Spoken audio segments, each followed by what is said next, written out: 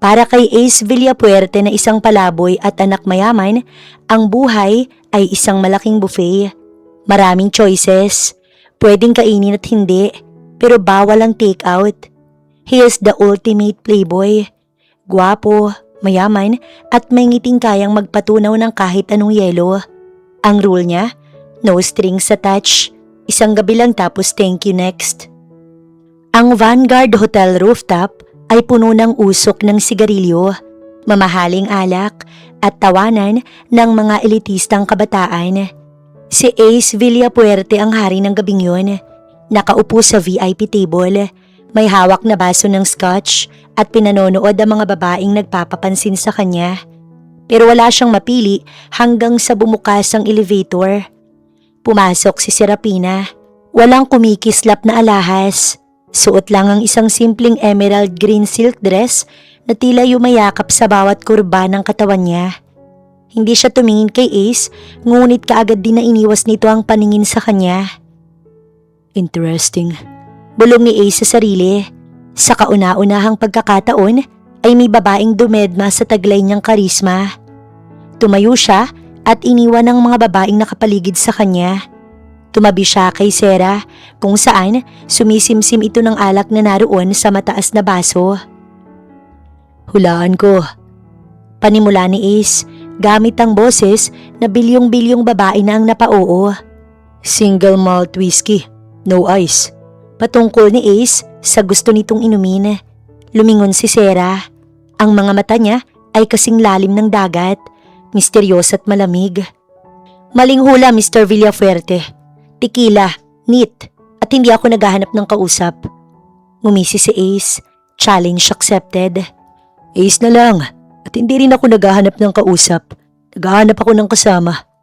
Sa loob ng sumunod na 3 oras, hindi gumana ang mga gasgas na banat ni Ace. Si Sarah ay matalino, matalas ang dila, at tila nababasa ang bawat galaw niya. Doon nahulog si Ace, hindi sa ganda, kundi sa hirap nitong amuhin. Nang tumama ang alauna ng madaling araw, dinala ni Ace si Sarah sa kanyang unit. Walang pangako ng pag-ibig, tanging tensyon lang na hindi na kayang pigilan. Sa loob ng silid na tanawang ilaw ng buong syudad, naramdaman ni Ace ang isang bagay na hindi niya naramdaman sa ibang babae. Iyon ay ang koneksyon.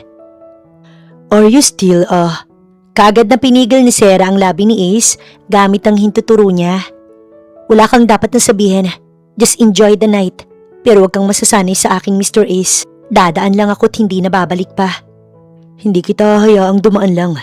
Sagot ni Ace bago siya muling halikan sa kanyang labi, kasabay ng dahan-dahang pag-angkin sa isa't isa. Pero pagdilat ng mata ni Ace sa sikat ng araw kinabukasan, ang kabilang panig ng kama ay malamig na. Ang tanging natira ay ang amoy ng vanilla at rosas at isang maliit na note sa side table. You're good, Villafuerte. But like I said, I won't stay. Sa sumunod na 3 linggo, nakatayo si Ace Villafuerte sa gitna ng isang maingay at exclusive na pool party sa Makati. Sa kaliwang kamay niya ay ang paborito niyang alak at sa kanan ay isang sikat na ramp model na si Bianca. Ace, you're too quiet tonight. Bulong ni Bianca habang humihilig sa kanyang balikat. Akala ko ba isi-celebrate natin ang bagong project mo? Ngumisi si Ace, ang trademark ng ngising pamatay ng mga Villafuerte. Of course. What do you want? Champagne? Another round? Biro nga nito kahit wala pa namang namamagitan sa kanilang dalawa. Pero habang tinititigan niya si Bianca, hindi ang mukha nito ang kanyang nakikita. Hinahanap ng mga mata niya ang talas ng tingin ni Sarah. Pinapakiramdaman niya ang balat ni Bianca, pero hinahanap ng sistema niya ang kakaibang kuryente na naramdaman niya nung hawakan niyang bewang ni Sarah sa ilalim ng ilaw ng buwan. Let's go to your place. Anyaya ni Bianca. Puno ng mali siya ang boses. Dati-rati, hindi nagdadalawang isip si Ace. Pero nang gabing yun, para siyang biglang nawalan ng gana. Pagdating sa unit habang sinusubukan ni Bianca ang siya'y akitin, biglang napatigil si Ace. Amoy strawberry ang pabango ni Bianca. Matamis, masarap sa ilong. Pero biglang sumagi sa isip niya ang amoy ni Sarah. Ang vanilla at rosas. Isang amoy na hindi mo alam kung gusto mo bang kainin o sambahin. Stop! Mahinang sabi ni Ace habang marahang inilalayo si Bianca. Why? May problema ba, Ace? Masakit ang ulo ko. I'll call you a cab. Pagsisinungaling niya, isang bagay na hindi kailanman ginawa ni Ace Villafuerte sa isang babae. Nang makaalis si Bianca, naiwan si Ace na mag-isa sa malawak niyang sala. Niluwagan niya ang kanyang kurbata at pabagsak na naupo sa sofa. Tumingin siya sa ceiling at napamura sa ilalim ng kanyang hininga. Ano bang ginawa mo sa akin, Sarah? Kinuha niya ang kanyang cellphone at tinawagan ng manager ng Vanguard Hotel sa ikasampung pagkakataon sa loob ng isang linggo. I don't care about the privacy policy. I said check the CCTV again. Look for the woman in the emerald green dress. Find out whose car she got into. If I don't get a name by tomorrow, I'll buy that damn hotel just to fire you. Sa galit ay binagsak niya ang kanyang cellphone. Galit siya dahil sa loob ng 28 taon ng buhay niya, siya ang laging nangiiwan, siya ang laging nakakalimot. Pero ngayon, siya ang naiwan sa ere. Naghahanap ng sagot sa isang tanong na hindi niya alam kung paano sisimulan. Doon niya nalaman na ang gabing yon ay hindi lang basta one night stand. Iyon ang gabi kung saan nahanap niya ang tanging babaeng hindi niya kayang palitan at ang babaeng mukhang magpapabago sa definition niya ng salitang pag-aari. Nung unang linggo matapos ang gabing yon, kampante pa si Ace. Babalik din yan, sabi niya sa sarili habang humihit-hit ng sigarilyo sa balkonahe. Sanay siyang hinahabol. Akala niya, bahagi lang iyon ng laro ni Sarah. Pero lumipas ang pangalawa, pangatlo at halos mag-iisang buwan. Walang paramdam, walang Sarah sa kahit anong social media. Walang Sarah sa mga mutual friend sa elite circles ng Manila. Sa bawat babaeng idinidate niya, hinahanap niya ang mga mata ni Sarah. Wear an emerald green dress. Utos niya sa isang modelong kasama niya sa dinner. Pero nang isuot ito ng babae, nainis lang si Ace. Hindi ito si Sarah. Walang kislap, walang talas. Umalis ka sa harap ko. Ayokong makita ang mukha mo. Anya sa kadate niya. 2 buwan matapos ang gabing yon, sa isang maliit na apartment sa labas ng bansa kung saan nagtatago si Sarah sa kanyang pamilya.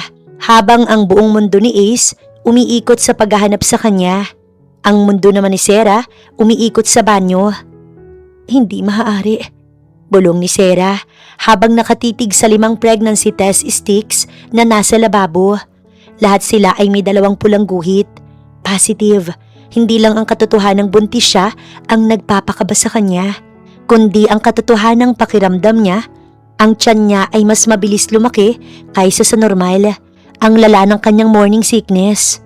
Halos hindi siya makakain at ang tanging amoy na hinahanap-hanap niya ay ang amoy ng mamahaling sandalwood at scotch, ang amoy ni Ace. Nang gabing yun sa Vanguard Hotel, hindi lang si Ace ang tinamaan. Si Serapina o Sarah Galvez ay hindi isang ordinaryong babae. Siya lang naman ang nag-iisang tagapagmana ng isang pamilya na may madilim na koneksyon sa politika at korporasyon. Nang gabing makilala niya si Ace, plano lang niyang mag-relax bago ang nakatakdang pagpapakasal sa isang lalaking pinili ng kanyang lolo. Isang malupit na negosyante na si Don Valeriano. Pero nangyari ang hindi inaasahan. Isang gabi lamang, pero nagbunga. Nasa loob siya ng isang tagong klinik sa Spain. Congratulations, Miss Galvez, sabi ng doktor habang tinitingnan ng ultrasound. But you need to be extra careful. This is a very rare case. What do you mean, Doc? Is something wrong? Hinarap ng doktor ang monitor sa kanya. There's 1, 2, 3, 4, and wait! There's another one hiding behind. Quintuplet, Sarah. You're carrying 5 babies. Nabitiwan ni Sarah ang kanyang bag. 5 Ace Villafuerte ang nasa loob niya. 5 bata na magpapaalala sa kanya habang buhay ng isang gabing dapat ay kanyang kinalimutan. 5? Panalo ka, Villafuerte. 5 beses mo kong tinalo. Bulong ni Sarah. Kaagad na bumakat sa mukha niya ang takot. Hindi dahil kay Ace, kundi dahil kay Don Valeriano. Alam niyang kapag nalaman ng lolo niya na ang dinadala niya ay anak ng isang Villafuerte, ang mortal na kaagaw ng kanilang pamilya sa negosyo. ay baka mapatay siya ng lolo niya, lalo na ang mga bata. Kaya naman, bago pa nito mahalata, nagdesisyon na si Sarah na maglaho. Ginamit niya ang lahat ng koneksyon niya para burahin ang pangalang Serapina Galvez. Lumipad siya sa isang maliit na bayan sa Italy, sa ilalim ng bagong pagkakakilanlan. 3 beses silang lumipat ng bansa dahil muntik na silang matunton ng mga tauhan ni Don Valeriano. Minsan, sa gitna ng gabi habang pinapatulog ang 5, binubuksan ni Sarah ang internet para lang makita ang balita tungkol kay Ace. Nakikita niya ang mga litrato nito kasama ang ibang babae. Masakit, pero hinihimas niya ang mukha ng mga anak niya at bumubulong. Ginagawa ko to para sa inyo, para hindi kayo maging katulad ng lolo niyo. Para maging malaya kayo mga anak, ani Sarah. Samantala, nagbayad si Ace ng pinakamagaling na private investigator sa bansa. Find the Serapina, tequila drinker, Emerald Green Dress, Vanguard Hotel, August 14. Utos niya matapos ibigay ang mga detalye. Ngunit matapos ang 9 na buwan, bumalik ang investigador. Sir, walang record ng Serapina na nag-check-in sa hotel o nasa guest list.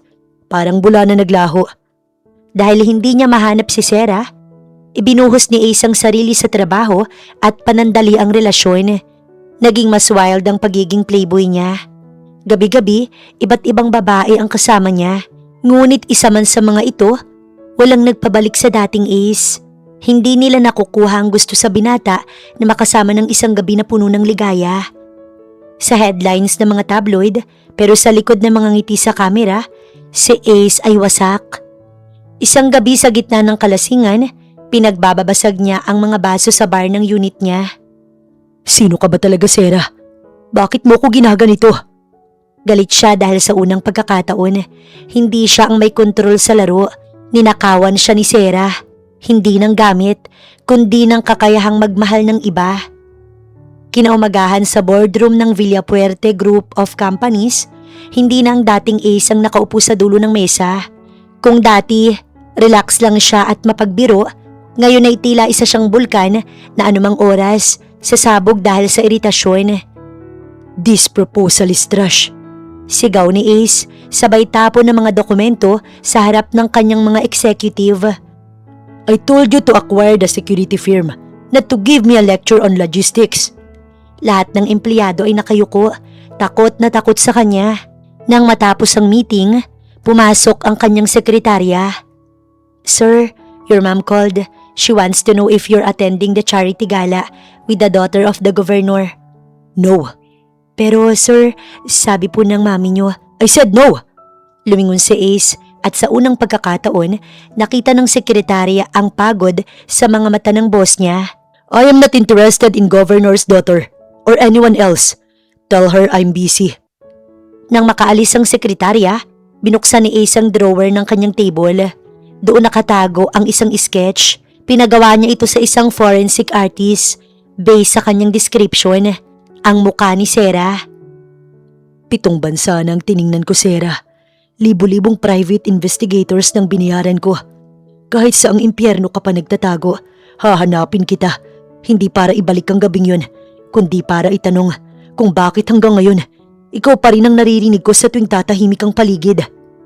Matapos ang gabing yun, nagsimula ang pagiging workaholic ni Ace. Ginamit niya ang trabaho para hindi makapag-isip. Pero kahit anong gawin niya, ang bawat tagumpay niya sa negosyo ay parang walang kwenta dahil wala ang tanging taong gusto niyang pagyabangan nito. Naging tahimik siya. Ang dating playboy na laging nasa club, mas pinipili na lang mag-isa. Minsan bumabalik siya sa Vanguard Hotel. Uupo sa parehong stool sa bar. Mag-order ng 2 shot ng tequila. Ang isa ay para sa kanya. Ang isa ay para sa bakanting upuan sa tabi niya. Kung minsan, hihintayin niyang bumukas ang elevator. Umaasang makikita ang babaeng naka-emerald green dress. Pero sa loob ng 7 taon, laging hangin ang lumalabas doon. Naninirahan naman si Sarah sa isang maliit na villa sa labas ng Madrid. Akala niya ligtas na siya sa daddy niya. Hanggang sa makarinig siya ng tunog ng mga mamahaling gulong sa labas ng kanyang bakuran. Isang itim na limousine ang huminto. Mommy, may malaking car sa labas. Sigaw ni Apex habang sumisilip sa bintana. Nanigas si Sarah. Kilala niya ang plaka ng sasakyang yun. Ang kanyang ama, si Don Valeriano Galvez. Apex, Axel Asher, Aris at Las, makinig kayo kay Mami. Mabilis na sabi ni Sarah habang nanginginig ang mga kamay niya. Pumasok kayo sa kwarto ni Mami. Huwag kayong lalabas. Huwag kayong gagawa ng ingay kahit anong mangyari. Isang laro lang ito, okay? Ang mananalo, may extra dessert mamaya. Nakangiting ani Sarah kahit nabakas ang takot sa mukha niya. Dahil sa takot sa mukha ng kanilang ina, mabilis na sumunod ang mga bata. Pagkasara ng pinto ng kwarto, huminga ng malalim si Sarah at binuksan ang pintuan ng kanilang bahay. Serapine, ang malamig na boses ng kanyang ama ang bumati sa kanya. Akala mo ba'y hindi kita mahanap sa dulo ng mundo? Papa, anong ginagawa niyo rito? Pumasok si Don Valeriano nang walang paanyaya. Inikot niya ang paningin sa maliit na bahay. Masyadong maliit ang lugar na to para sa isang Galvez. Bakit ka nagtatago, Sarah? Bakit mo iniwan ang marangyang buhay na inihanda ko para sa'yo? Gusto ko lang ng katahimikan pa. Habang nag-uusap sila, narinig ni Sarah ang mahinang kalabog mula sa kwarto. Ang makulit na si Asher ay malamang nakikipag-agawan ng laruan. Ano yon? Wala, pusa lang yun pa. Maingay ang mga pusa rito. Pagsisinungaling ni Sarah habang ang puso niya ay parang lalabas na sa dibdib. Lumapit si Don Valeriano sa pinto ng kwarto. Pusa? Tunog tao ang pusang yun. Humadlang si Sarah sa tapat ng pinto. Pagod ako. Kung narito kayo para pilitin akong bumalik at pakasalan ng taong gusto nyo, hindi ako sasama. Tinitigan siya ng kanyang ama ng matagal. Maitinatago ka ba sa akin, Sarah? Nararamdaman ko. Hindi ka tatakas ng ganito katagal kung wala kang malaking kasalanan. Ang tanging kasalanan ko ay ang piliin ng sarili ko. Matapang na sagot ni Sarah. Naglakad si Don Valeriano patungo sa bintana. Tinitingnan ng tuyong lupain sa labas ng villa habang ang mga kamay ay nasa likod. Ang bawat tiyabag ng kanyang sapatos ay tila baon ng kaba sa dibdib ni Sarah. 7 taon si Rapi na. Simula ng matanda, hindi lumilingon sa anak. 7 taon mo kong pinagmukhang tanga. Pinahanap kita sa bawat sulok ng Europa. Bakit? Bakit kailangan mo magtago sa sarili mong ama na walang ibang ginawa kundi ibigay ang lahat sa'yo? Uminga ng malalim si Sarah. Pilit na pinapakalma ang sarili habang naririnig ang mahihinang kaluskos ng mga bata sa likod ng pinto ng kwarto. Dahil hindi ko kayang mabuhay sa ilalim ng kontrol mo, Papa. Ang lahat na ibinigay mo, may kapalit na kalayaan. Humarap ang Don. Ang kanyang mga mata ay kasing talas ng agila. Kalayaan? Ang kalayaang maghirap sa maliit na bahay na ito? Sarah, tapos na ang pagre-rebelde mo. Narito ko dahil gusto kong ayusin ang gulo na iniwan mo. Lumapit siya ng ilang hakbang kay Sarah. Ang boses ay naging mas seryoso at mapanuri. The deal with the Ortegas is still on the table. Hinihintay ka pa rin, Lorenzo. Isang pirma mo lang, isang kasal, at babalik ang lahat sa dati. Mapapatawad kita at mabubura ang lahat ng kahihiyang idinulot ng pagtakas mo. Natawa ng mapait si Sarah. Kasal? Hanggang ngayon ba naman, Papa? Yan pa rin ang plano mo? Gagawin mo kung pambayad utang sa mga Ortega? Hindi ito pambayad utang. Ito ay para sa proteksyon ng pamilya natin. Bulyaw ng Don na naging sanhi ng biglang katahimikan sa loob ng kwarto ni Sarah. Napatigil ang matanda at muling tumingin sa pinto. Bakit ka ba takot na pumasok ako sa kwartong yan? Kung wala kang tinatago, bakit ayaw mong bumalik sa Pilipinas at magpakasal? Dahil may mga bagay na mas mahalaga pa sa negosyo mo. Hindi ako magpapakasal sa taong hindi ko naman mahal. At lalong hindi ako babalik sa hawla mo. Ngumisi ng madilim si Don Valeriano. Kung ayaw mong bumalik ng kusa, Sarah, ano ang pusa na itinatago mo sa kwartong yan? Huling pagkakataon si Rapi na. Ano ang itinatago mo sa kwartong yan? Buksan mo ang pinto o ipapawasak ko to sa mga tauhan ko. Nanginginig ang buong katawan ni Sarah. Alam niyang wala na siyang takas. Dahan-dahan niyang binitiwan ng hawakan ng pinto at humarap sa kanyang ama. Ang mga mata puno ng luha ngunit may determinasyon. Huwag, Papa, lalabas sila. Pero kailangan mong mangako, huwag mo silang sasaktan. Dahan-dahang bumukas ang pinto. Isa-isang lumabas ang 5 bata, tina Apex, Axel, Asher, Aris at Atlas. Tumigil ang pag-ikot ng mundo sa loob ng maliit na villa. Namayani ang isang nakakabinging katahimikan habang ang bawat segundo ay tila bumibigat. Anong kalapastangan to si Rapina? Ang unang bulyaw ni Don Valeriano. Ang kanyang boses yumanig sa mga dingding. Dahilan para magtago ang bunsong si Atlas sa likod ni Apex. Ang kanyang muka, pulang-pula sa galit. Ang mga ugat sa kanyang leeg ay tila puputok na. 7 taon kang nagtago para lang maging isang pabayang babae? Tinong lalaki ang kinalantari mo at nagbunga ng ganito karaming bastardo? Nakahawak sila sa laylayan ng damit ng isa't isa. Bakas ang takot sa kanilang mga musmus na muka habang nakatingin sa matandang lalaking tila isang higante sa harap nila. Nabitiwan ng Don ang hawak na baston. Hindi siya makapagsalita habang tinitingnan ng 5 batang lalaki na halatang magkakapatid at may mga katangiang hindi maikakailang nagmula sa isang aristokratang dugo. Napapikit si Sarah. Inihahanda ang sarili sa anumang hagupit ng salita o galit ng ama. Papa, please, wag sa harap ng mga bata. Wag?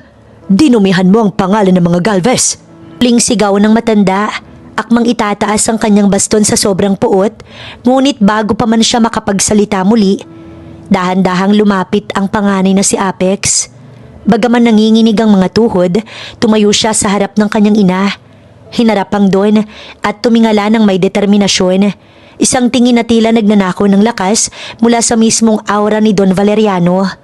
Napatigil ang matanda. Sa unang pagkakataon, tinitigan niyang maigi ang mga bata.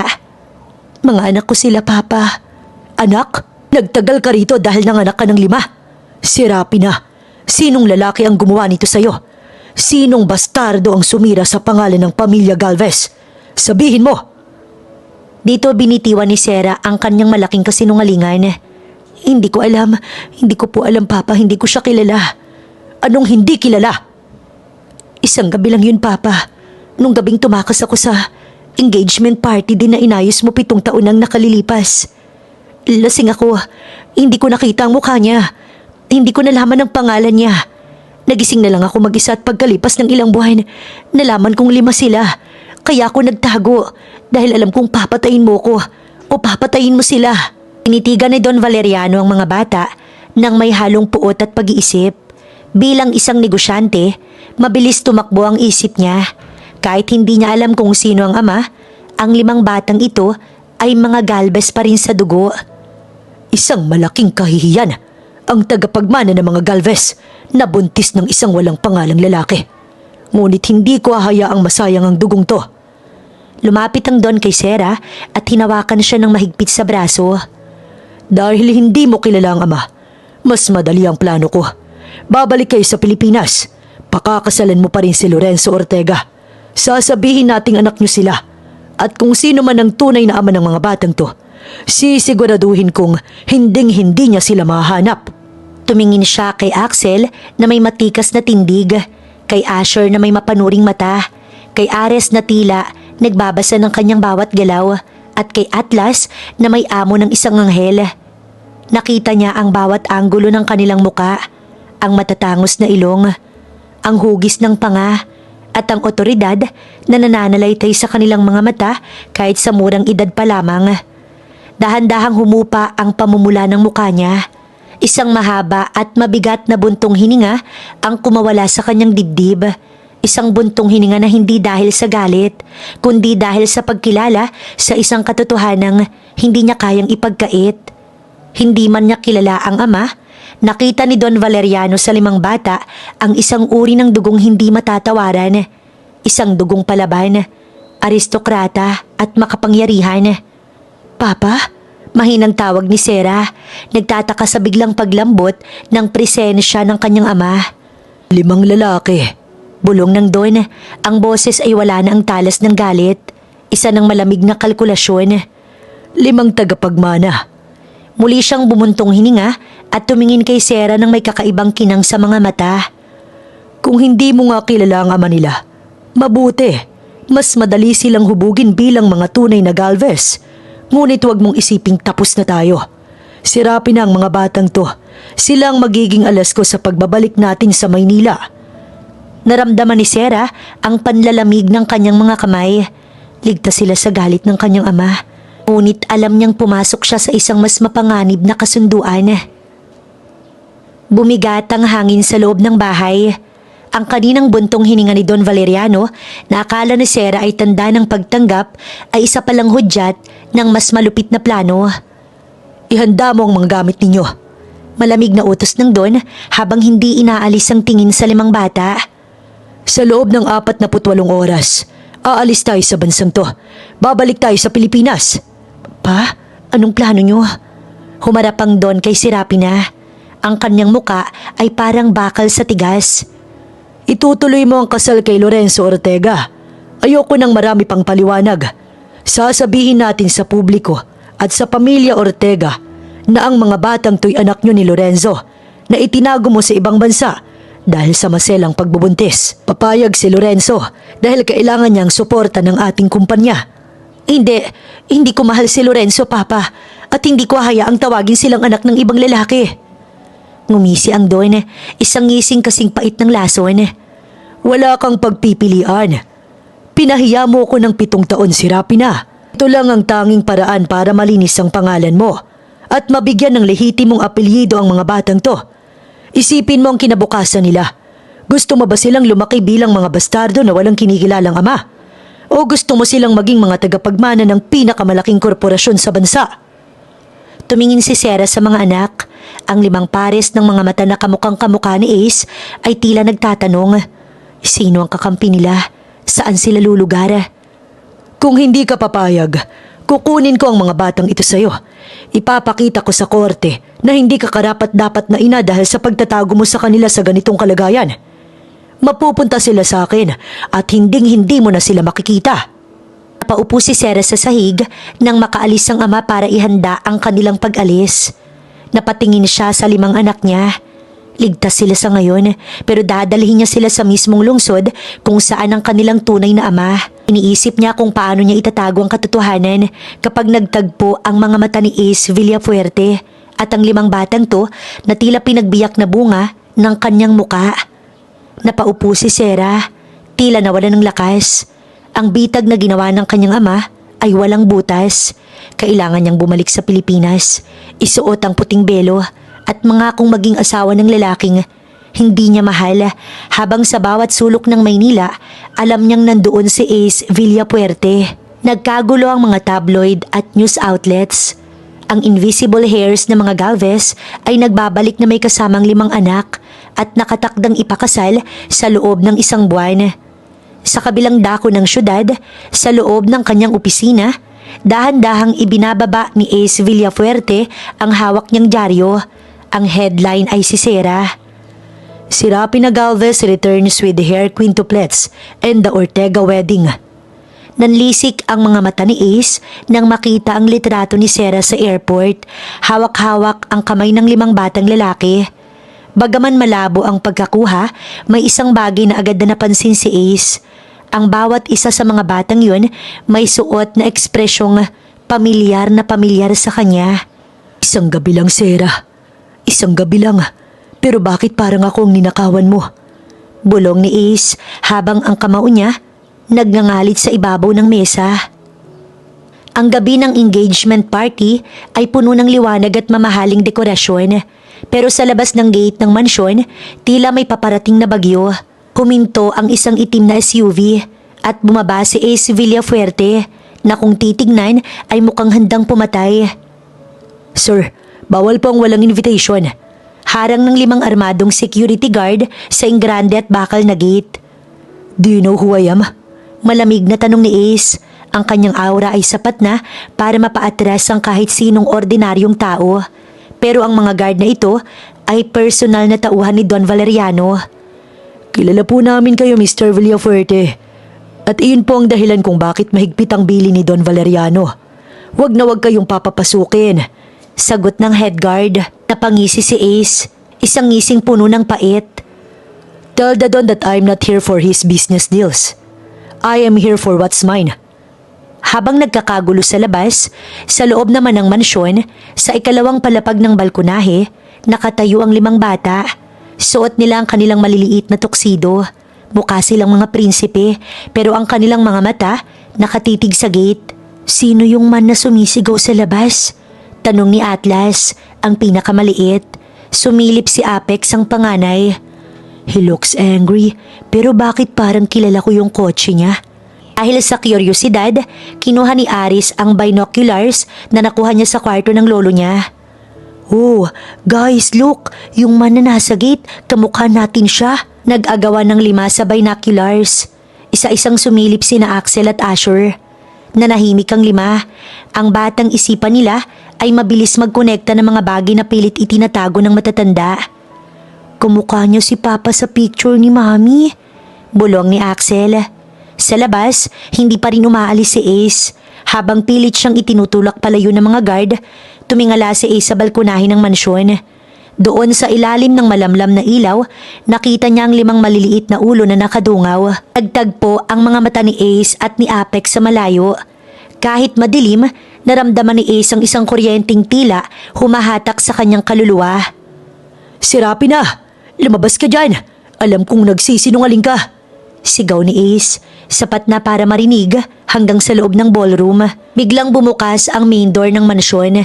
Lumabas si Serapina, nakagaw ng puti, mukhang isang ikakasal na reyna, pero ang mga mata ay puno ng takot. Kasunod niya si Lorenzo Ortega, na mayabang na nakahawak sa biwang ni Sera. Umalis ka na, Ace. Sigaw ni Sera mula sa teres. Pilit na pinatatatag ang boses. May pamilya na ako. Huwag mo kaming guluhin.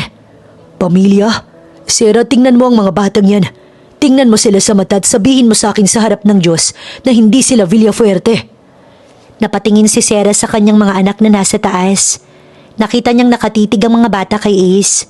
Sa takot na may magawang hindi maganda ang kanyang ama o si Lorenzo, mabilis niyang pinapasok ang mga bata sa loob. Guard, dalihin niyo na siya sa presinto kung ayaw niyang umalis. Utos ni Lorenzo. Habang hinihila si Ace palayo, ang huling nakita niya ay ang malungkot na mukha ni Apex na nakadikit sa salamin na bintana. Doon napatunayan ni Ace ang isang bagay na hindi siya aalis ng Maynila hanggat hindi niya nababawi ang 5 bersyon ng kanyang sarili. Dahil sa nangyari sa gate, hindi na mapakali ang 5 bata. Habang abala ang mga matatanda sa ibaba para sa kanilang engranding party, ang 5 mini Ace ay nagdaos ng sarili nilang secret meeting sa loob ng malawak na playroom. Nakalakang pinto. Nakabilog silang 5 sa sahig. Sa gitna nila ay ang tablet na hiniram ni Aris, ang pinakamatalino sa kanila mula sa isang staff. Okay, look, bulong ni Aris habang mabilis na nagtatype sa Google. I search for Ace Villafuerte, lalabas ang lahat ng pictures niya. Nang lumitaw ang resulta, sabay-sabay na napasinghap ang 5. Ang mga litrato ni Ace, ang mga business magazine at social events ay tila mga salamin na nakaharap sa kanila. Guys, tingnan niyo yung hairstyle niya, ganyan din ang gusto ni Mami sa atin. Obserba ni Axel. At yung nunal sa kilay, turo ni Asher, ang pinakamakulit. Look at my eyebrow, tapos look at his. It's exactly in the same place. Sabi ni Mami, hindi niya kilala si Papa. Malungkot na sabi ni Atlas, ang bunso sa kanilang 4. But this man, he was shouting Mami's name and he looked like he wanted to hug us. Ani Apex, bilang panganay at pinakaseryoso, ay kanina patahimik na nag-iisip. Naalala niya ang reaksyon ni Sera kanina. Ang takot sa mga mata nito at ang pagmamadaling itago sila sa loob. Mami is lying to us, deklara ni Apex. Ang Lolo Valeriano too. They want us to believe that Tito Lorenzo is our dad, pero hindi naman tayo kamukha ni Tito Lorenzo. He looks like a frog. Nagtawanan ng mga 4, pero mabilis ding natahimik. What are we going to do? Tanong ni Aris. If that man at the gate is our real dad, we need to talk to him. We need a plan, sabi ni Apex. Ang kanyang mga mata nanlilisik na parang kay Ace kapag may gustong makuha. If he can get inside, then we have to go outside. Hahanapin natin ng paraan para makalabas ng mansyon na to nang hindi nalalaman ni Lolo. Doon nagsimulang mabuo ang plano ng 5 bata. Hindi lang sila basta mga musmos. Taglay nila ang talino ni Sarah at ang katigasan ng ulo ni Ace. Habang iniisip ng mga matatanda na kontrolado nilang sitwasyon, ang 5 anino ng nakaraan ni Ace ay handa nang gumawa ng sarili nilang ingay. Nagsimula ang operasyong binansagan ni Aris ng Operational Finding Real Daddy. Dahil sa talino ni Sarah at Ace na nananalaytay sa kanila, hindi sila basta-basta tumakas ng walang plano. Ginamit nila ang oras ng hapunan kung kailan abala ang lahat ng katulong at guard sa pagliligpit ng party. At last, ikaw ang lookout kapag nakita mo si Lolo, ubo ka ng 3 beses. Utos ni Apex. Gumapang ang 5 sa ilalim ng mga hedges ng mansyon. Sa tulong ni Asher na eksperto sa pag-akyat, nakahanap sila ng butas sa likurang bahagi ng bakod na hindi nababantayan ng CCTV. Isa-isa silang nakalusot. 5 batang nakatuksido pa rin pero wala ng mga sapatos para hindi makalikha ng ingay. Pagdating sa labas ng kalsada, hinarap nila ang malaking mundo ng Maynila. Saan tayo pupunta? Ang laki ng city. Tanong ni Axel. Dito, turo ni Aris sa tablet. May Villa Puerte Tower sa GPS. Doon sigurado ang office niya. Sabi sa news, workaholic daw siya kaya baka nandoon pa siya ngayon. Sumakay ang 5 sa isang taxi. Nagulat ang driver nang makakita ng 5 batang magkakamuka na magagalang pero mukhang mayayaman. Kuya, sa Villa Fuerte Tower po, bayad po namin ito. Sabi ni Apex, sabay abot ng 1 buong 5,000 piso na kinuha niya sa wallet ni Lorenzo kanina lamang bilang compensation. Pagbaba nila sa tapat ng dambuhalang building, lahat ng empleyadong lumalabas ay napapahinto. Para silang nakakita ng 5 multo ni Ace Villafuerte na lumiit.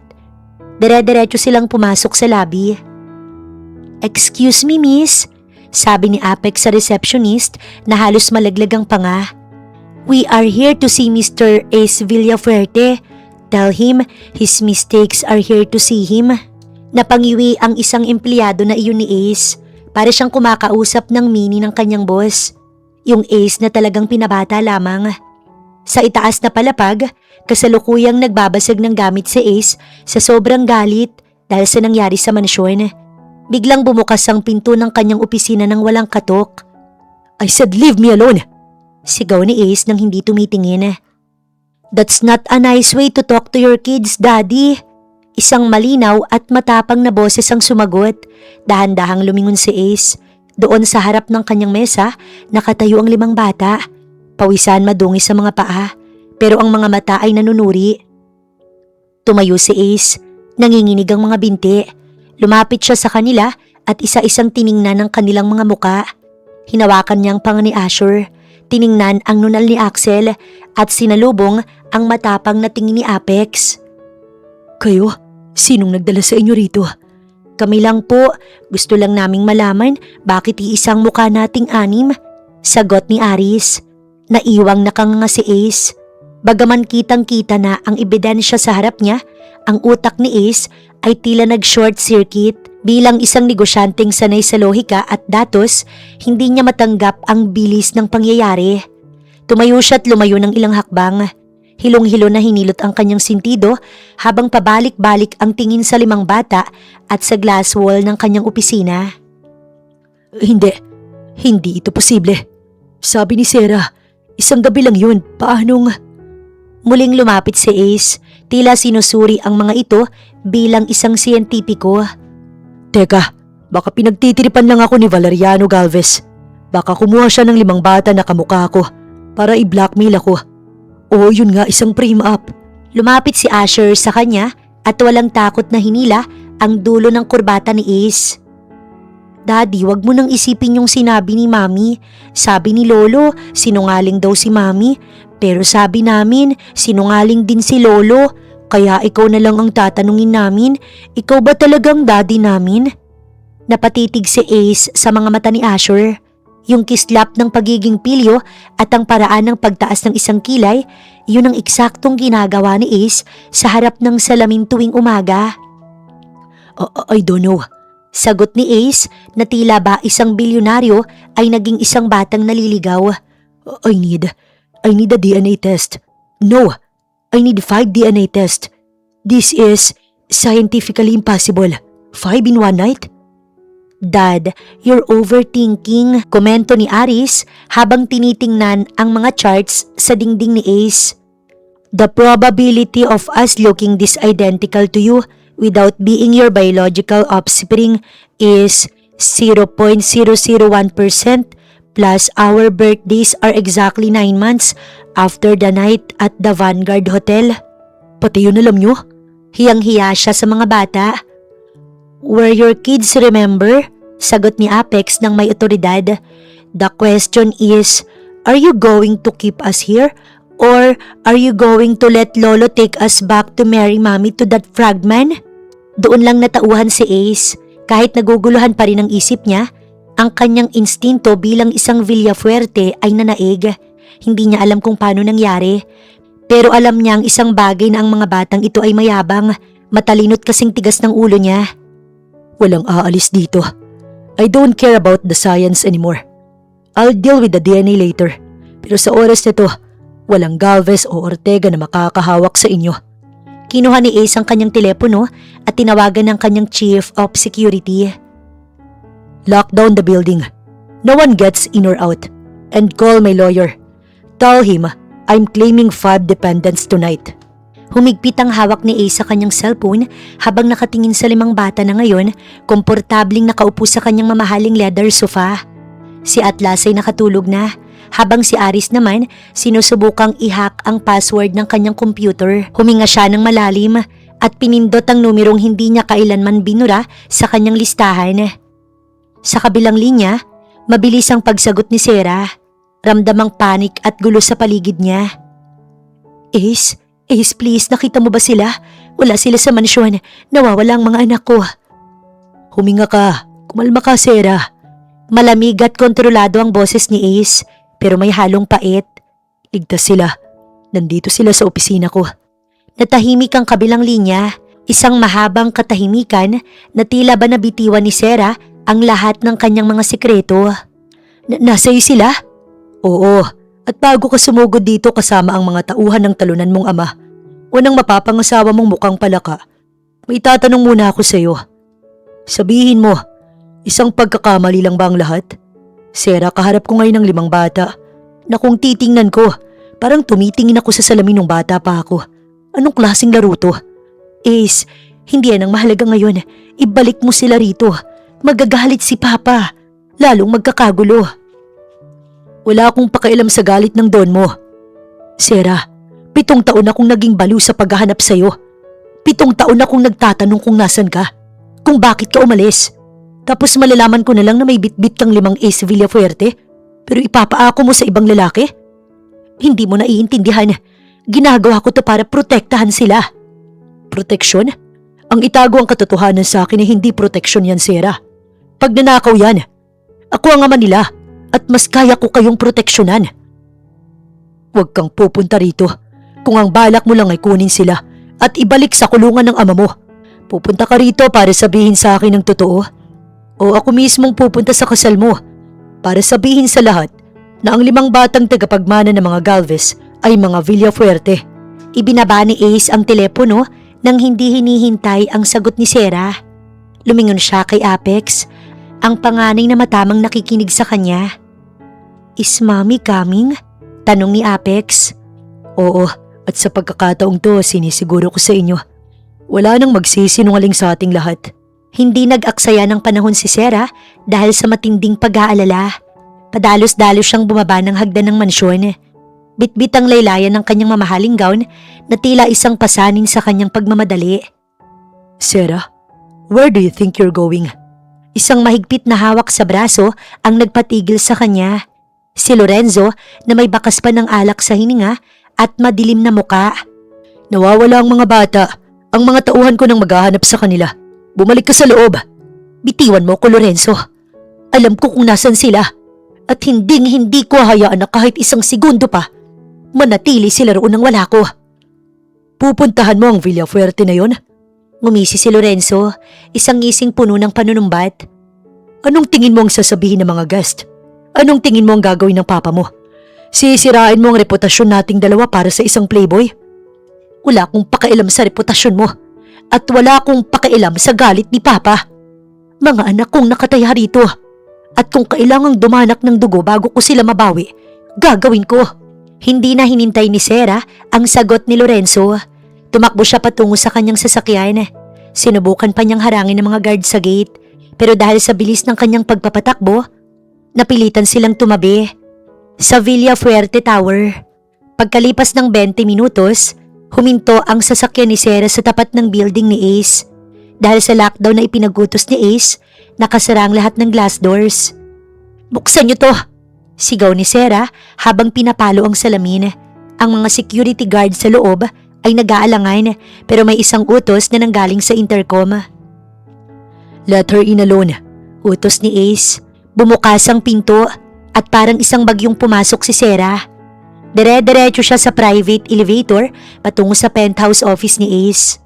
Nang bumukas ang pinto ng opisina, napatigil siya. Ang 5 niyang anak nakahilata sa mahabang sofa.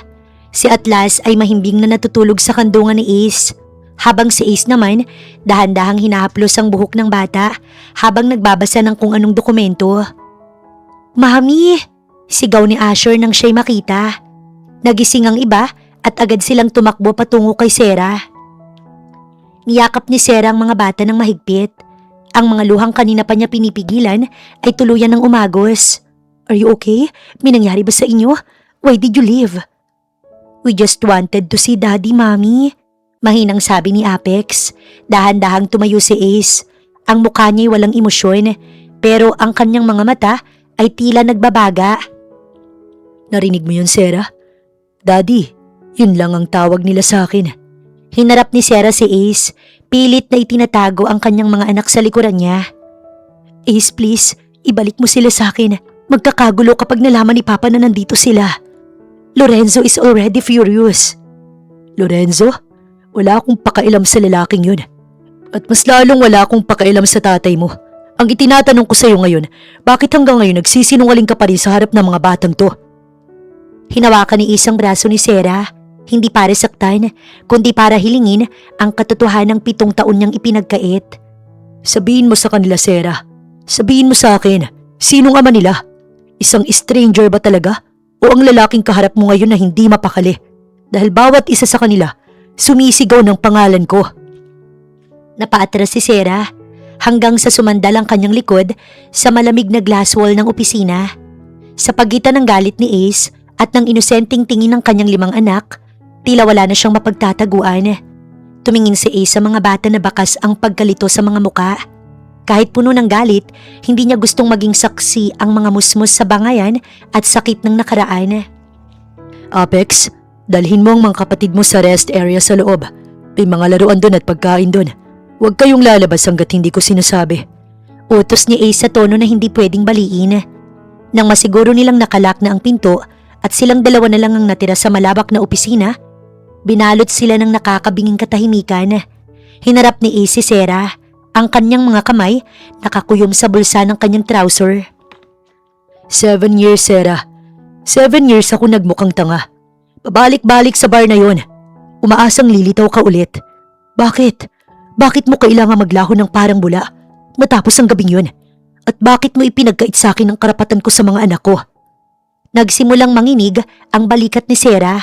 Hindi niya na kayang pasanin ang bigat ng lihim. "Dahil natatakot ako, Ace.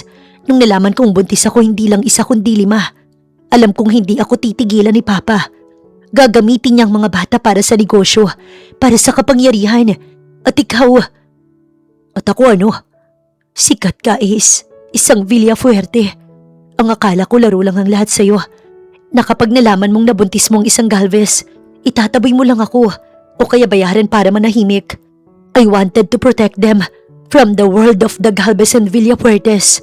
Gusto ko silang lumaking normal na walang panganib na nakabuntot sa kanila." Lumapit si Ace hanggang sa magkaharap sila. Damang-dama ang init ng hininga ng isa't isa. "Normal? Sarah, tignan mo sila. Walang normal sa 5 batang genius na tumakas sa mansyon para lang hanapin ang tatay nila. Ninakawan mo ko ng pagkakataong maging ama mula sa unang iyak nila. Patawad, Ace, pero akala ko yun ang tama. Pero ngayon, heto na naman si Papa. Pipilitin ako magpakasal kay Lorenzo para lang magkaroon sila ng legal na ama. at makuha ang mana ng mga Galvez. Hinawakan ni Ace ang mukha ni Sarah. Itiningala ito para magtama ang kanilang mga mata. Hinding-hindi mangyayari yun. Walang ibang tatay ang mga batang yan kundi ako lang. At sa oras na lumabas tayo sa pintong to, hindi lang silang babawiin ko, kundi pati ikaw. Dahan-dahang inabot ni Ace ang kamay ni Sarah. Ang kanyang haplos ay masuyo. Tila ba natatakot siyang baka maglaho na naman ang babaeng nasa harap niya kapag nabigla niya ito. Inilapat niya ang palad ni Sarah sa kanyang pisngi. Ipinaparamdam ang init na 7 taon niyang pinagkaitan. Sarah, 7 taon akong nabuhay sa alala ng isang gabi. Ang akala ko, sapat na ang yaman at kapangyarihan para makalimot. Pero bawat tagumpay ko, parang walang saysay dahil sa wala ka sa tabi ko. Hindi napigilan ni Sarah ang sarili. Ang kanyang mga daliri marahang gumapang sa panga ni Ace. Binabakas ang bawat linya ng mukha nito na 7 taon niyang pinagmasdan sa pamamagitan ng kanilang mga anak. Sa tuwing titingin siya kina Apex at sa mga kapatid nito, ang anino ni Ace ang kanyang nakikita. Kaya naman ang interes at pag-ibig niya rito, kailanman ay hindi naging malamig. Hindi rin naging madali para sa akin, Ace. 7 taon kong kasama ang 5 ikaw. Sa bawat ngiti nila, sa bawat katigasan ng ulo nila, ikaw ang naaalala ko. Hindi ako lumayo dahil gusto ko, kundi dahil kailangan ko. Hinila siya ni Ace palapit. Ang kanyang mga bisig ay naging isang ligtas na kuta para kay Sarah. Isinandal ni Ace ang kanyang ulo sa leeg ng babae. Humihinga ng malalim para lang malanghap ang amoy nito na nananatili sa kanyang panaginip. I don't know how much I miss this. Yung pakiramdam na buo ako. Nung makita ko ang mga bata kanina, naguluhan ako pero nang makita kita, doon ko lang naintindihan. Handa akong talikuran ng lahat, Sarah. Huwag mo lang sabihing itutuloy mo pa rin ang kasal na yun. Umiling si Sarah. Ang kanyang mga haplos sa buhok ni Ace ay puno ng pagsuko. Hindi ko na kaya, Ace. Lalo na ngayong nahanap na nila ang tunay nilang ama. Hindi ko na sila kayang ilayo sa'yo. At hindi ko na rin kayang ilayo ang sarili ko. Sa sandaling iyon, ang halik na pinagsaluhan nila ay hindi na lang basta pagnanasa. Ito ay paghingi ng tawad, pagtanggap, at pangako na ang 7 taong pangungulila ay natatapos na sa gabing ito sa loob ng opisinang yun. Habang magkayakap ng mahigpit sina Ace at Sarah, dahan-dahang bumukas ang pinto ng rest area. Hindi nakatiis ang 5 mini Ace at nagkuunahan silang sumilip. Nang makita nilang magkadikit ang mga noo ng kanilang magulang, hindi na nila napigilan ang kanilang mga sarili. "Go, Daddy!" sigaw ni Asher, sabay sipol ng malakas, dahilan para magkahiwalay ng mabilis ang dalawa. Namula ang mukha ni Sarah at napaiwas ng tingin, habang si Ace naman napaubo at pilit na ibinalik ang kanyang cool na aura. Pero huli na ang lahat, ang 5 bata ay nakapalibot na sa kanila. May mga mapanuring ngiti na tila sila ang boss sa loob ng opisina. "So kailangan ba naming mag-cover ng eyes next time?" ani Aris habang tinitingnan ng kanyang tablet. "According sa movies, eto yung part na sasabihin nyo na I love you sa isa't isa." "Wow, Dad, ang bilis mo ah," sabi naman ni Axel sabay cross arms. Eksaktong gaya ng pose ni Ace. "Kanina lang galit ka, ngayon parang gusto mo nang hindi bitawan si Mommy." Lumapit ang bunso na si Atlas at hinilang laylayan ng tuksido ni Ace. "Daddy, are you going to kiss Mommy again? Kasi sabi ni Lolo, si Tito Lorenzo daw ang kiss ni Mommy, pero mas gusto namin ikaw kasi kamukha ka namin." Natawa ng mahina si Ace sa kabila ng tensyon. Binuhat niya si Atlas at hinarap ang 4 pang bata. "Listen guys, no more Tito Lorenzo, okay? At huwag niyo munang asarin ng daddy niyo. Baka bawiin ko yung mga laruan na ipapabili ko sa inyo bukas." "Daddy, so officially daddy ka na namin?" tanong ni Apex na may halong hamon sa boses pero may kislap sa mga mata.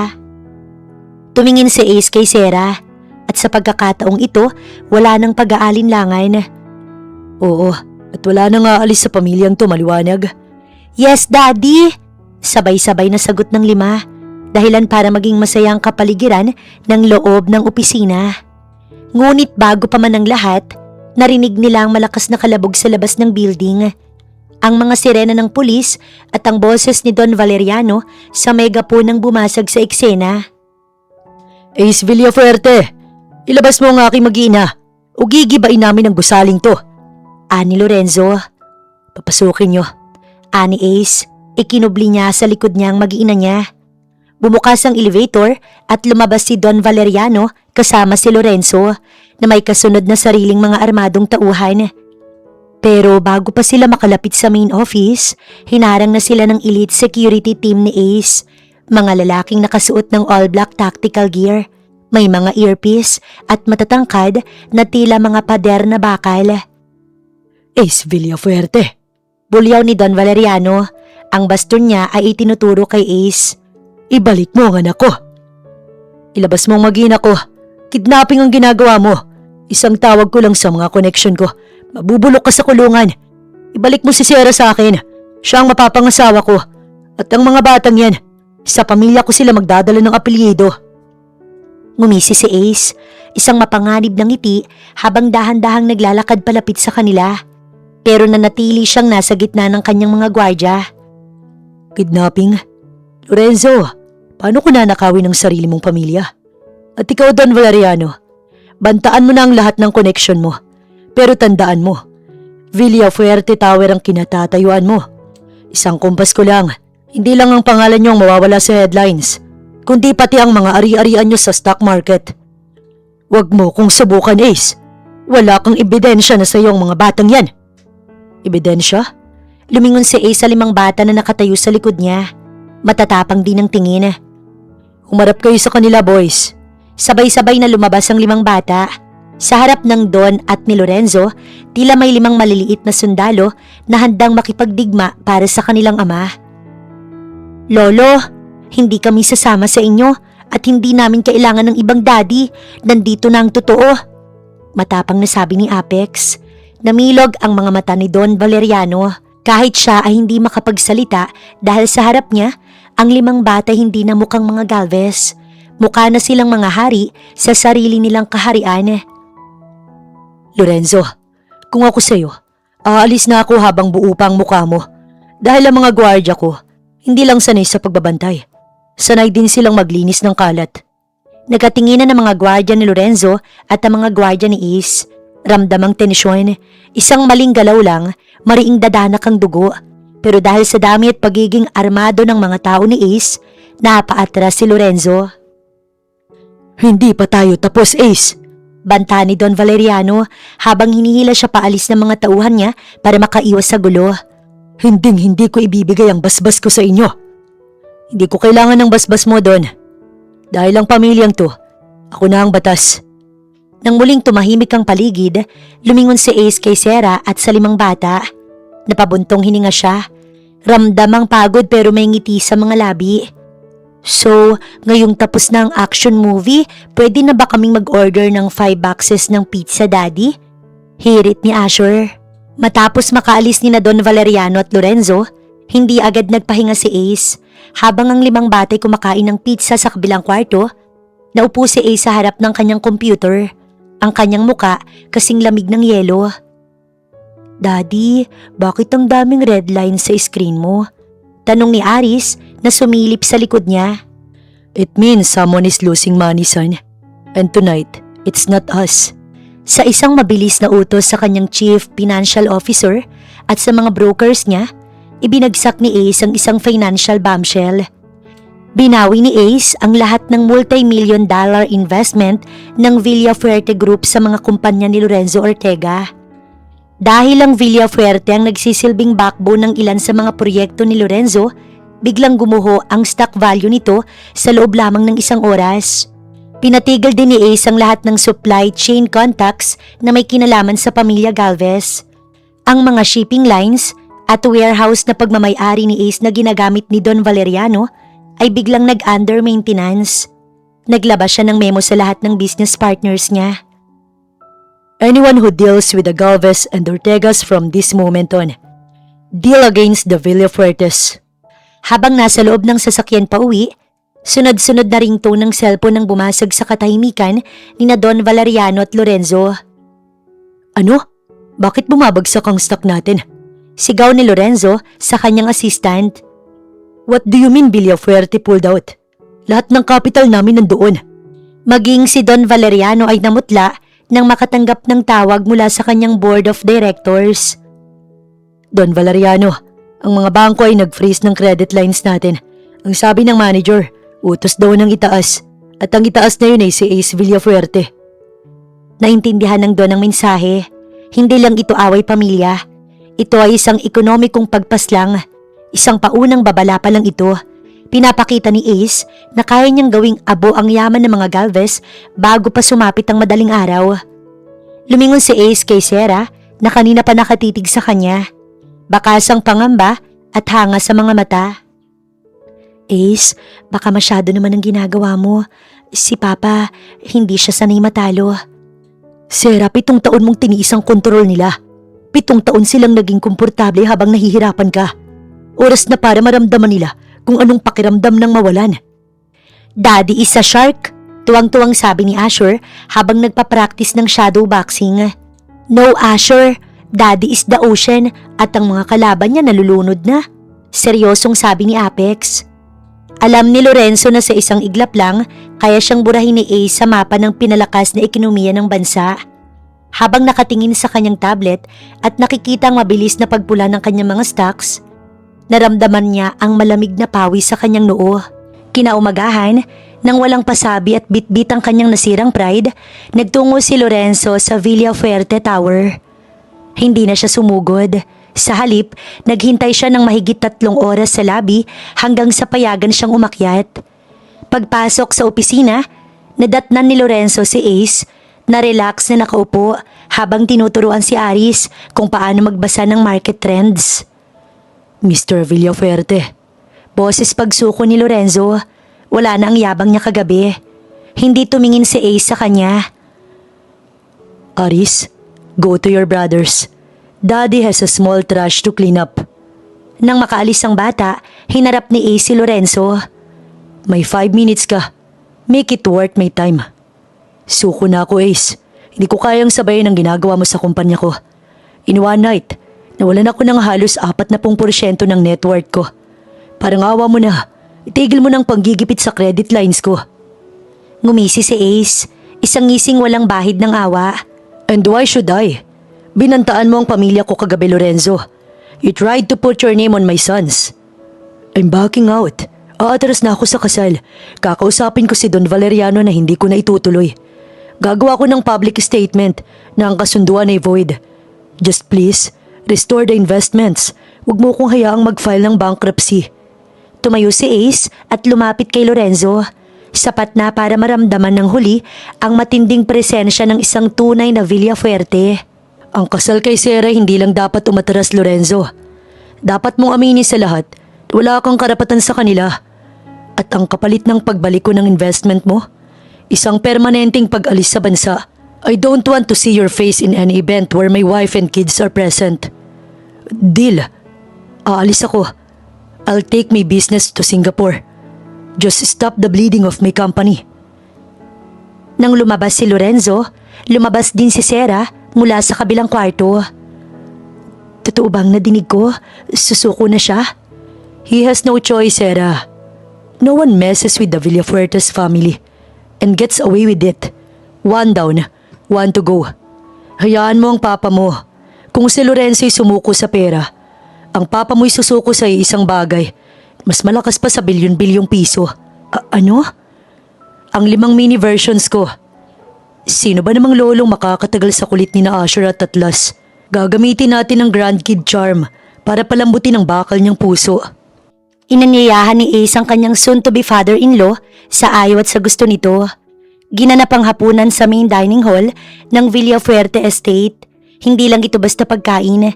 Ito ay isang deklara ng kapangyarihan. Nakalatag ang pinakamahalagang silverware.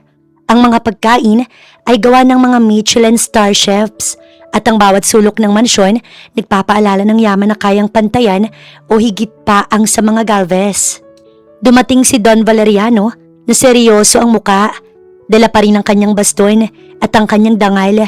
Ngunit pagpasok niya, napatigil siya. Sa dulo ng mesa, nakaupo si Ace Villafuerte.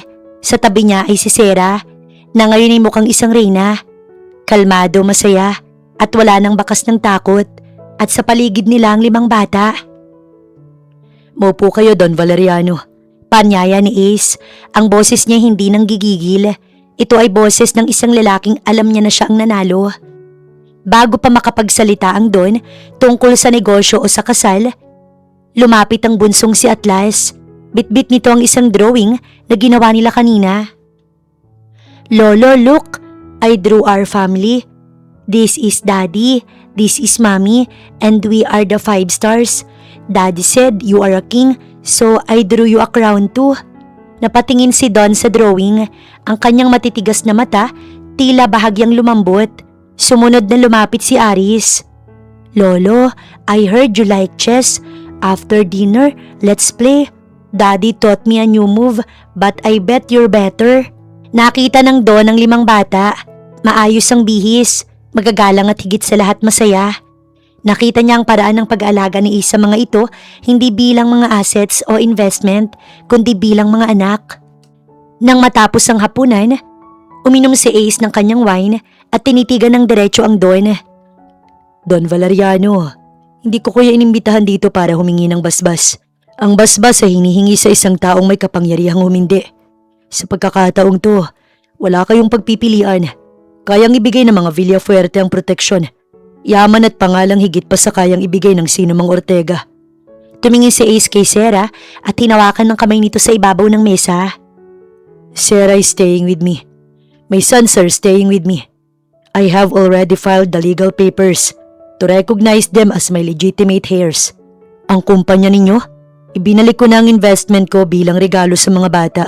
Pero sa oras na subukan nyo silang kontrolin ulit, kukunin ko ang lahat sa inyo mula sa huling sentimo hanggang sa pangalang Galvez. Nanatiling tahimik ang Don. Tumingin siya kay Sarah na nakangiti sa kanya. Isang ngiting 7 taon niyang hindi nakita sa anak. Tumingin siya sa 5 apo na ngayon ay nag-aagawan sa dessert habang tinatawanan ni Ace. Bumuntong hininga ang Don, isang buntong hiningang puno ng pagsuko at pagtanggap. You're an arrogant bastard, Villafuerte. Mahinang sabi ni Don Valeriano, pero may bahid ng respeto. Pero kailangang aminin ng isang Galvez kapag tinalo siya sa sarili niyang laro. Masayangan ako at ang mga batang yan ang mukhang mas magiging magaling kaysa sa ating dalawa. Dahan-dahang tumayo ang Don, hindi na gamit ang baston para manakot, kundi para magpaalam ng may dignidad. I'll cancel everything with the Galvez Council. Just make sure my grandsons visit me every weekend. At turuan mo silang mag-chess, Aris. Huwag kang magpapatalo sa daddy mo. Nang makaalis ang Don, naiwan ng pamilya Villafuerte sa ilalim ng liwanag ng buwan. Niyakap ni Ace si Sarah habang ang 5 bata naghahabulan sa malawak na garden. Sabi ko sa'yo, susuko rin siya. Salamat Ace, salamat sa pagpiling maging daddy nila at sa pagpiling maging akin. 7 taon kitang hinanap, Sarah. Hinding-hindi ko sasayangin ang bawat segundong kasama kayo. Daddy, sali ka sa amin. Sigaw ni Asher mula sa malayo. Tumawa si Ace at tumakbo patungo sa kanyang 5 mini versions. Ang dating playboy na ayaw sa commitment, ngayon ay isang ama ng handang ibigay ang buong mundo para sa kanyang pamilya. 5 buwan matapos ang huling pagtutuos, ang dalampasigan ng isang pribadong isla na pagmamay-ari ng mga Villafuerte ay nababalot ng puting rosas at liwanag ng mga fairy lights. Hindi ito ang tipikal na engranding kasal na puno ng politika. Ito ay isang intimate na pagtitipon ng mga taong tunay na nagmamahal sa kanila. Sa dulo ng altar, nakatayo si Ace. Hindi na siyang playboy na kinatatakutan. Ngayon, siya ay isang lalaking bakas ng kaba sa bawat paghinga. Sa tabi niya, nakatayo ang 5 niyang best men, sina Apex, Axel, Asher, Aris at Atlas. Suot ang kanilang mga costume-made white tuxedos. Ang 5 ay seryosong nakabantay, tila mga munting sundalo na nagbabantay sa kanilang ama. Daddy, stop sweating. You look like you're going to pass out. Bulong ni Aris habang inaayos ang bawtay ni Ace. Kinakabahan ako, okay? Mas mahirap pa pala to kaysa sa board meeting. Biglang tumunog ang instrumental version ng kanilang kanta. Bumukas ang malalaking pintuan sa dulo ng aisle at doon lumitaw si Serapina. Suot ang isang emerald tinted white gown, isang pagpupugay sa gabing suot niya, ang emerald green dress, 7 taon na ang nakalipas. Siya ay tila isang diyosa na naglalakad sa ibabaw ng buhangin. Ang mas nakakagulat sa lahat, ang kanyang hatid sa altar ay walang iba kundi si Don Valeriano. Ang matanda ay may malawak ng ngiti at sa unang pagkakataon, hindi ang basto ng hawak niya, kundi ang kamay ng kanyang anak na malaya na sa kanyang kontrol. Nang makarating sa harap, ibinigay ni Don Valeriano ang kamay ni Sera kay Ace. Take care of her, Villafuerte. If you don't remember, I have 5 grandsons who will take my side. Hindi ko na siya bibitiwan, Papa.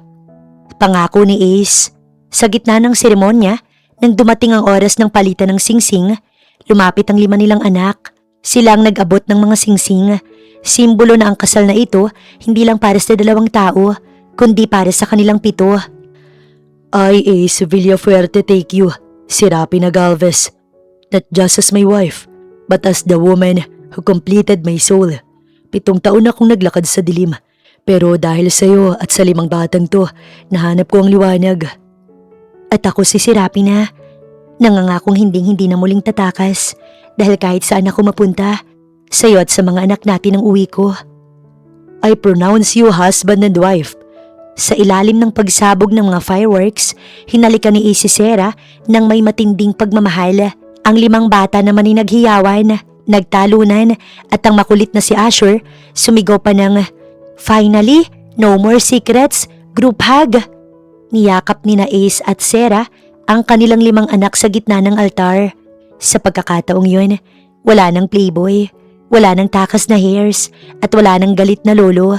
Meron na lamang isang pamilya na handang harapin ang bukas, 7 puso na tumitibok bilang isa.